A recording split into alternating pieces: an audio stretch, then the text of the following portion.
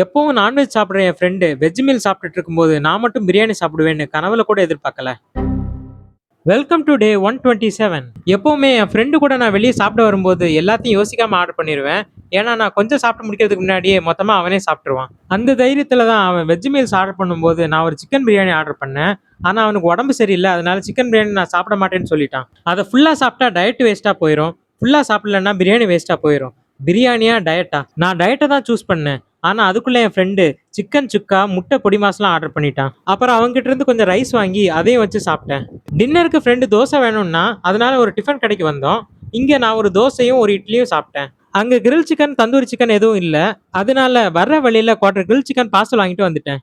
அது கூட கொஞ்சம் சாலடும் குப்பூஸும் வந்துச்சு. அதையும் கூட வச்சு சாப்பிட்டுட்டேன். இன்னைக்கு மத்தியானம் சாப்பிட்ட மீல் மட்டும் கொஞ்சம் ஹை கேலரியா போச்சு.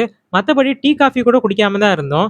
இருந்தாலும் நம்ம ஆல்மோஸ்ட் மெயின்டெனன்ஸ் கேலரியை தாண்டிட்டோம். அதனால இன்னைக்கு நம்மளால கேலரி டெபிசிட்ல இருக்க முடியல.